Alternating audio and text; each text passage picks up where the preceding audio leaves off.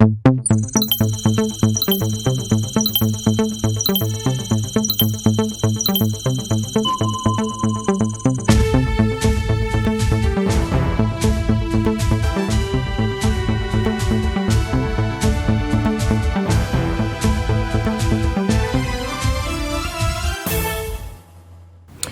routes nationales 18 et 4 en plein chantier, du retard accusé dans les travaux.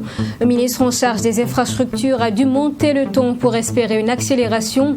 Vous l'entendrez dans ce journal. Très bientôt, peut-être un nouveau mode de facturation des abonnés de l'ONEA. Le sujet a été discuté durant 48 heures avec les partenaires de l'Office. Le point dans un instant. Et puis, dans le même espace, le ministre en charge de la réconciliation nationale et le chef de file de l'opposition politique burkinabé, ils ont échangé à propos de la réconciliation nationale souhaitée par tous les deux. Bientôt, un forum national de la réconciliation nationale. Bonjour à tous, bienvenue à ce journal. Merci de nous suivre. Affaire assassinat, Thomas Sankara, un nouvel épisode à la suite de l'audience de mise en accusation. L'ambassade de France au Burkina a procédé ce matin à la remise du troisième et dernier lot d'archives demandées par la justice burkinabé. C'est donc dans le cadre de la commission rogatoire internationale contre Blaise Compaoré et autres. Je vous propose d'écouter l'ambassadeur de France. Ce troisième lot d'archives que je remets aujourd'hui officiellement et formellement aux autorités burkinabées à travers Monsieur le ministre délégué concerne les archives du ministère de l'Intérieur qui dispose de documents en lien avec l'affaire de l'assassinat Thomas Sankara. Certaines de ces archives étaient détenues par les archives nationales, d'autres par la Direction générale de la sécurité intérieure. 8 documents déclassifiés de la Direction générale de la police nationale proviennent des archives nationales. Ce sont les archives du service de coopération technique internationale de police, comme on l'appelait à l'époque, le STIP, qui est le service de coopération policière qui était présent au Burkina Faso, qui est toujours présent, mais maintenant on appelle ça un attaché de sécurité intérieure au sein de l'ambassade de France. Et aujourd'hui, ce STIP a été remplacé par la Direction centrale de la coopération internationale, et les autres documents étaient détenus par la Direction générale de la sécurité intérieure française. Donc, comme je vous l'ai dit tout à l'heure, nous avons informé des réceptions des lots les autorités burkinabées à la fin du mois de février 2021. Et je répète encore une fois que ces enveloppes n'ont pas été ouvertes. Donc, il est inutile de m'interroger pour savoir quel est le détail de ces enveloppes. Si vous voulez avoir des précisions, vous irez voir le juge d'instruction ou le tribunal militaire qui vous répondra ou pas. J'imagine qu'il a aussi le secret de l'instruction, bien sûr. Mais en tout cas, moi, je suis dans l'incapacité de vous préciser exactement quelle est la nature des documents et encore moins leur contenu à l'intérieur de ces enveloppes scellées. Des propos recueillis par Michael Tougri. Je vous les en titre. Le chantier donc des routes nationales 18 et 4 avance très lentement au point de susciter un ton de fermeté du ministre en charge des infrastructures. Il était en effet sur les lieux ce jeudi. La RN18 est réalisée à 33% pendant que le début des travaux n'est même pas encore effectif pour la numéro 4. Maxime Jude Bambara pour en parler. Après plusieurs mois de retard accusé dans le démarrage effectif des travaux de bitumage de la RN18, le ministre des Infrastructures et du Désenclavement, Éric Bougma, accompagné du ministre de la Culture, originaire de la région de l'Est, est venu constater l'état d'avancement des travaux. Cette route, longue de 129 km, reliant Fada-Bogandé, est en plein chantier, se réjouit Éric Bougma, pour qui ce bitumage permettra de désenclaver cette partie du Burkina, autrefois appelée la Yaya profonde et métallique. Le constat que l'on peut faire aujourd'hui, c'est un constat de satisfaction. Parce que vous avez vu avec nous, les terrassements généraux sont estimés actuellement à 37%, pendant que les ouvrages ont été exécutés à 33% environ. Éric Bougma se satisfait particulièrement de l'évolution des ouvrages jugés complexes, comme le pont de Kongaï et l'élargissement de la digue du barrage de Kanchari, lancé officiellement le mardi 5 novembre 2019 pour un délai de 22 mois. Le ministre exhorte l'entreprise PFO en charge du chantier à redoubler d'efforts pour rattraper le retard. Toute la difficulté avec les entreprises étrangères, surtout celles qui interviennent pour la première fois dans notre pays, c'est bien la question de la mobilisation du matériel. Donc il y a eu beaucoup de retard dans la mobilisation du matériel. On va faire tous nos efforts déjà pour terminer dans des délais raisonnables. Donc d'ici, comme j'ai dit, début de saison pluvieuse, on doit assurer la circulation. Je pense donc début de l'année 2022. On va voir avec les travaux en cours, peut-être il y a des travaux supplémentaires, peut-être. Donc je ne peux pas dire à quelle date exactement, mais on va faire le nécessaire et même mieux que prévu d'avancer les travaux. Cap ensuite sur la RN4 reliant Gunguen-Fada, frontière du Niger. Contrairement à la RN18 qui connaît une avancée dans l'exécution des travaux, le démarrage effectif des travaux de cette route lancé le samedi 19 septembre 2020 se fait toujours attendre. Un démarrage que le ministre Éric Bouma juge lent et poussif. Nous prendrons nos responsabilités si ça continue de piétiner de la part de l'entreprise. Et nous leur avons bien dit, nous n'allons pas continuer à accepter indéfiniment ces insuffisances, je dirais, anormales et inacceptables de la part d'une entreprise de la taille de Sintram. Il faut les plans. On est en train de travailler sur ce volet-là, de faire préparer les plans pour commencer les travaux. Ça va être dans les environs d'un mois et demi pour voir concrètement le travail sur le chantier. Que ce soit la RN18 ou la RN4, les voix se font de plus en plus vives du côté des populations contre les retards accusés dans le démarrage des deux chantiers. À Bogandé et Fada, le ministre Éric Bougma a eu un face-à-face avec les organisations de la société civile pour expliquer les difficultés rencontrées et demander l'accompagnement de ces populations pour la bonne réalisation des différents chantiers. À l'issue de la rencontre, le mouvement RN18 sursoit à sa marche prévue pour le 30 avril prochain. Quant à la coordination des organisations de la société civile de Fada, elle annonce une conférence de presse pour ce samedi 17 avril pour définir la suite à donner à la marche prévue pour le 24 avril. Premier conseil d'administration du secteur ministériel 2021 du ministère en charge de la femme. Ce rendez-vous a posé la question de la contribution de ce ministère dans la mise en œuvre du programme présidentiel 2021-2025. Détail avec Yassine Saorgo.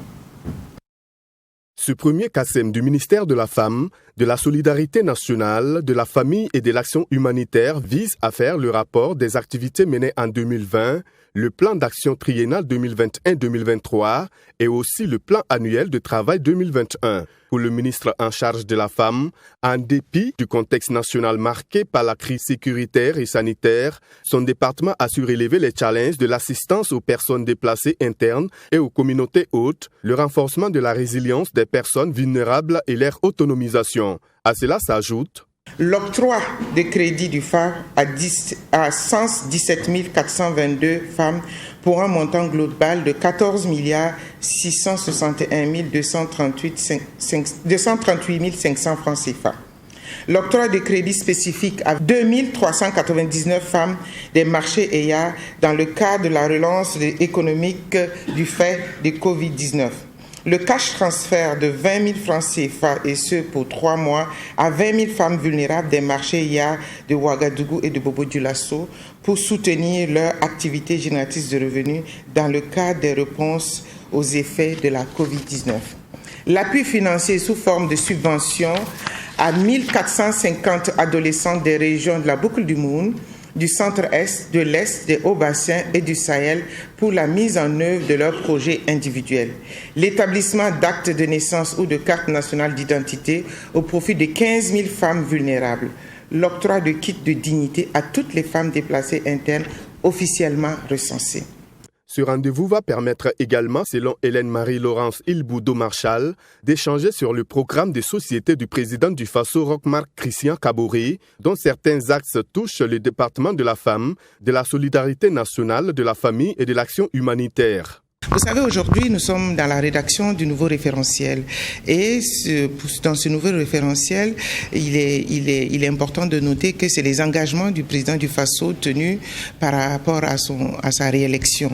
Donc, tout ce qui est secteur social, secteur vulnérabilité, nous avons notre part de responsabilité. D'où la nécessité, au cours de ce CACEM, nous allons dérouler le programme et voir ensemble comment nous, en tant qu'acteurs principaux sur la vulnérabilité, sur la protection de l'enfance et de la famille et la protection des femmes, comment nous pouvons contribuer à mettre en œuvre ce programme qui a été largement plébiscité par le peuple burkinabé.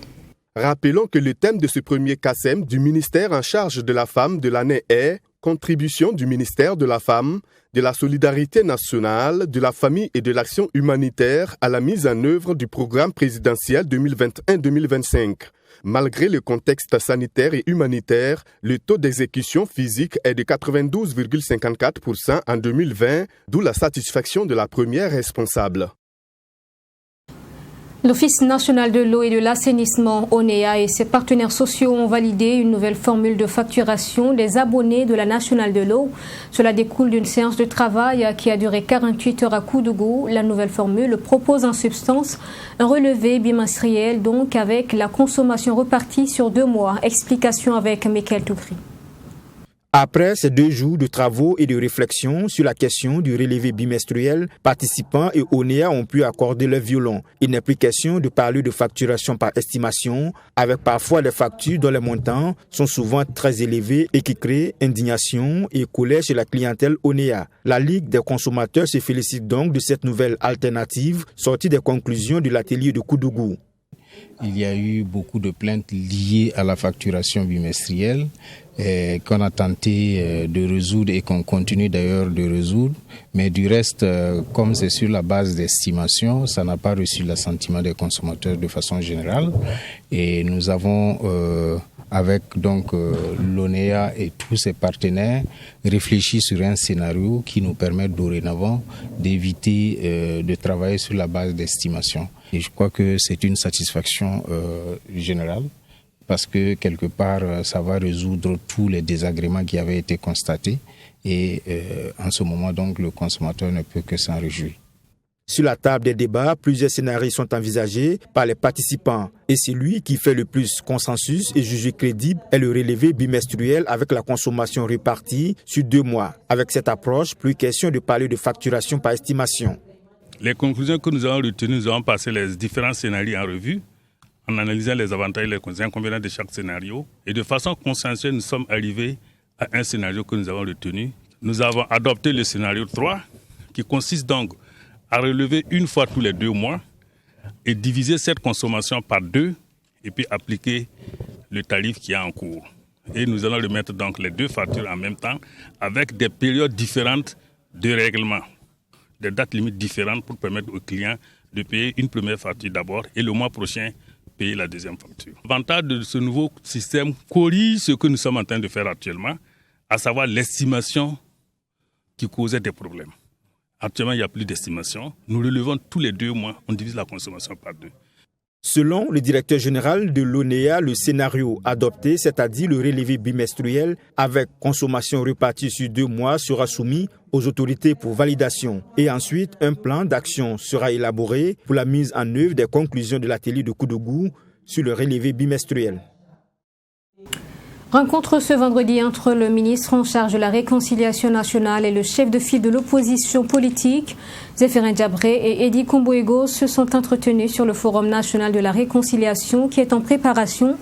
Le chef d'ISOFOP donc s'est montré disponible pour accompagner tout le processus. Détail Abdourahim Tapsoba avec la voix de Fatima Tanikima. C'est une rencontre longtemps attendue par Eddy Komboego, une chose qui s'est concrétisée ce 16 avril 2021. Durant plus d'1 heure, le ministre d'État chargé de la réconciliation nationale a donné sa vision de la démocratie au chef de file de l'opposition. Une vision qui semble convaincre Eddy Komboego, qui promet accompagner Zéphirin Diabré dans sa mission. Nous ne voulons plus que les politiques se regardent en chien de faïence. Nous ne voulons plus que les Burkinabés se regardent en chien de faïence. Nous avons à tous les niveaux, comme il a si bien dit, en 4 catégories, disséquer la réconciliation. Nous l'accompagnerons dans ce sens-là. Ce n'est pas seulement une histoire de politiciens, comme il a si bien dit, également au niveau communautaire, également au niveau social. Tout le mal que l'on s'est fait, toutes les plaies que les différents gouvernements successifs ont pu créer entre nous, il faudrait que l'on se regarde les yeux dans les yeux, se dire la vérité et se pardonner mutuellement et regarder comment on peut donner confiance au peuple burkinabé, construire un Burkina meilleur et un mieux vivre ensemble. Zéphirin Diabré dit inscrire cette vision dans le cadre de ses concertations engagées depuis sa prise de fonction. Des rencontres avec les différents acteurs sociaux qui permettront de recueillir les avis et les observations en vue de la préparation du Forum national de la réconciliation qui se tiendra, selon le ministre d'État, très prochainement. Un échange d'un très haut niveau, non seulement de cordialité, mais d'enseignement, dont je repars très satisfait, avec un sens élevé de l'hospitalité qui a favorisé en tout cas ces échanges-là. J'ai pris un certain nombre de notes et nous continuerons à garder le contact pour que d'ici et de là où ils sont, ils continuent aussi à nourrir la réflexion qui se mène au niveau du ministère dont j'ai la charge là, par rapport donc à cette question très importante. La question du retour de Blaise Compaoré, promis par le président du Faso 6 mois après son élection, qui aujourd'hui est mise en accusation dans l'affaire de Thomas Sankara, s'est également invité lors de la visite.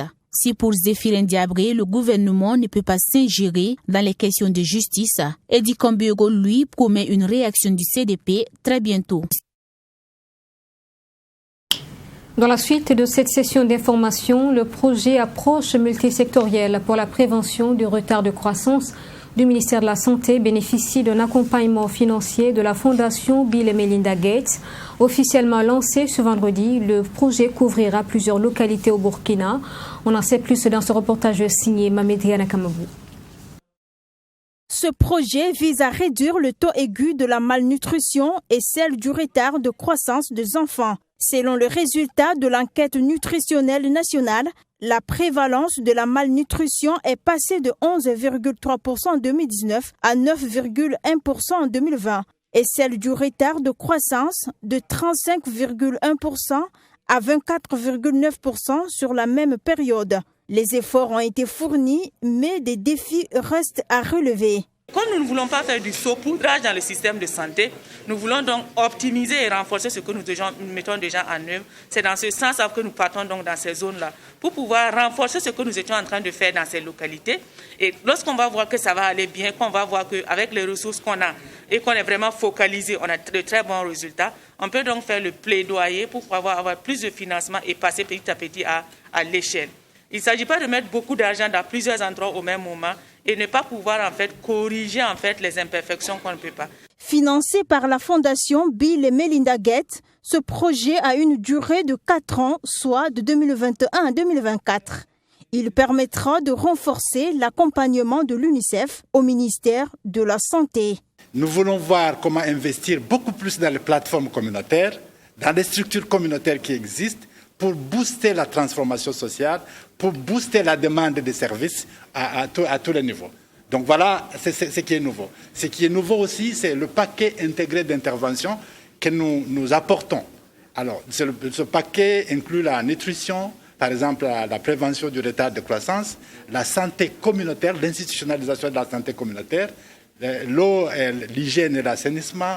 Ce financement renforcera également des initiatives du système des Nations Unies pour la prévention du retard de croissance dans la province du Gourma. La commune de Zignaré bénéficiera du projet de nutrition maternelle dans le district sanitaire. Le projet de santé communautaire sera piloté dans le district sanitaire de la commune de Zorgo. 10e édition du Salon international de l'étudiant. Rendez-vous du 22 au 24 avril prochain au parc d'exposition de Siawo à Ouagadougou. Un cadre de rencontre au profit des acteurs de l'éducation. Le 16 avril dernier, une conférence de presse était organisée pour annoncer l'événement. On en parle avec Fatima Tanikima. À moins d'une semaine de la tenue de la 10e édition du Salon international de l'étudiant SIE, le comité d'organisation face à la presse a annoncé les couleurs de l'événement. Sont attendus à ce salon international de l'étudiant des élèves, des étudiants, des parents d'élèves et des professionnels de l'éducation. L'objectif de l'édition 2021 du salon est guider les futurs bacheliers et étudiants dans leur choix de formation et dans leur orientation professionnelle, stimuler la scène compétitive et l'excellence en milieu scolaire et universitaire. Créer un cadre de rencontre au profit des acteurs du système éducatif national et international. Présenter l'offre qualitative de formation dont disposent les unités et instituts d'enseignement public, privé et professionnel. Valoriser le capital humain pour un développement socio-économique du Burkina Faso. Un programme d'activité est donc prévu dans l'optique d'atteindre les objectifs de ce 10e Salon international de l'étudiant. Des activités qui tourneront autour de la digitalisation de la formation. Un pôle formation, c'est une exposition qui présente une vue panoramique des curriculums de formation. 2. Un pôle orientation. C'est un hall de coaching en orientation scolaire et professionnelle, animé par des conseillers d'orientation, des psychologues, des centres et cabinets spécialisés en partenariat avec le SIOSPP. 3. Un pôle emploi et entrepreneuriat. Selon le comité d'organisation de cette 10e édition du salon dédié aux acteurs du système éducatif burkinabé et international, environ 5000 personnes sont attendues du 22 au 24 avril prochain. Et c'est plus de 27 millions de francs CFA que devront débourser les promoteurs et leurs partenaires pour l'organisation de cette activité.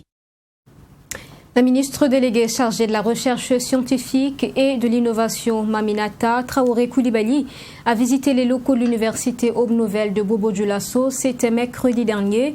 Une étape donc qui s'inscrit dans le cadre du renforcement de partenariats avec les structures publiques, universités et centres de recherche. Les responsables de l'université Aube Nouvelle ont eu droit à des conseils de la ministre. Correspondance avec Joseph Koudou.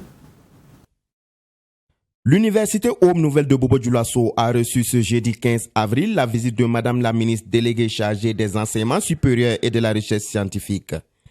Maminata Traoré dit être venue constater et saluer le travail abattu par les acteurs sur le terrain en matière d'enseignement et de recherche. Je suis très fière et en tout cas contente de ce que j'ai vu ici ce matin, la capacité de formation et les ambitions de l'université Aube Nouvelle pour la recherche.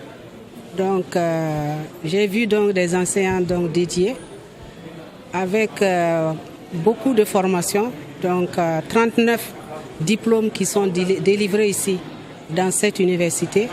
Donc ça veut dire que c'est une capacité très intéressante pour la formation et cette université est une référence pour notre ministère. Lors de cette visite, Maminata Traoré, après avoir touché du doigt les réalités, a fait quelques suggestions. Les suggestions, c'est qu'on essaie au niveau de la région de mutualiser les ressources. C'est vrai qu'ils sont encore jeunes, ils veulent développer des plateaux de recherche et les chercheurs de la région, aussi bien que les enseignants-chercheurs, pourraient les épauler pour mettre en place cette recherche dont ils ont déjà défini un plan stratégique. Pour les responsables de l'université Aube Nouvelle, cette visite est une marque de reconnaissance. C'est avec un sentiment de fierté que nous avons reçu Madame le ministre dans nos locaux. Parce que pour ses premières visites aux universités, elle a choisi notre université et nous lui sommes très reconnaissants pour ce choix qui, comme on le dit, est probablement basé sur le fait que nous sommes une des rares universités privées à avoir un plan stratégique de la recherche et à animer une école doctorale. Cette visite de Madame la ministre déléguée chargée des enseignements supérieurs et de la recherche scientifique, faut-il le rappeler, entre dans le cadre de sa première tournée à Bobo-Dioulasso pour s'imprégner du fonctionnement des institutions d'enseignement supérieur et scientifique.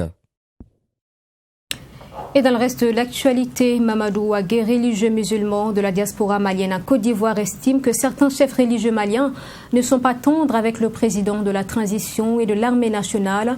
Il a interpellé le président de la transition et le chef de la communauté musulmane au Mali dans une conférence de presse nationale et internationale.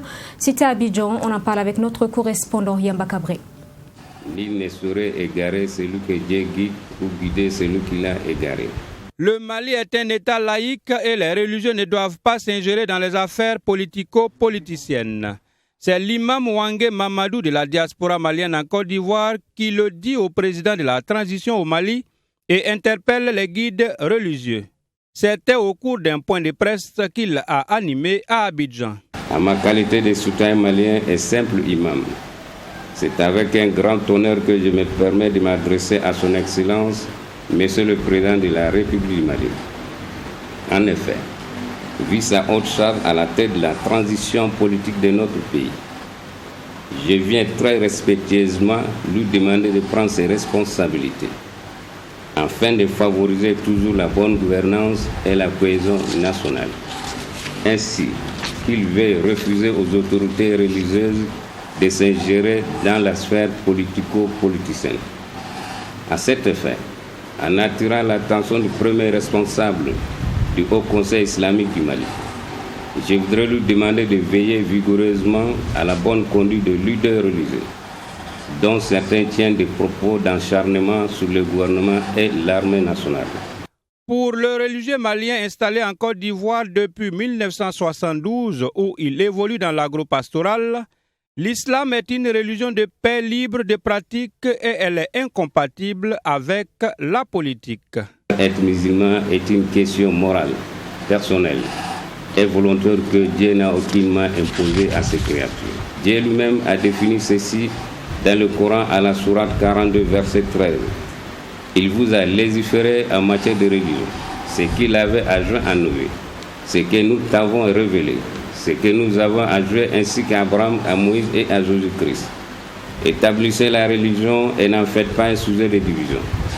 L'islam demeure l'embryon de la paix, du pardon et de la tolérance, vertu chère à toutes les créatures de Dieu. Pour lui également, l'ennemi du Mali n'est pas la France ou les puissances étrangères. Je demande au président de la transition de prendre son destin en main, en écartant tous ces faux religieux qui parlent de l'islam sur le champ politique, étant donné qu'ils se trouvent sur une voie qui n'honore pas l'islam.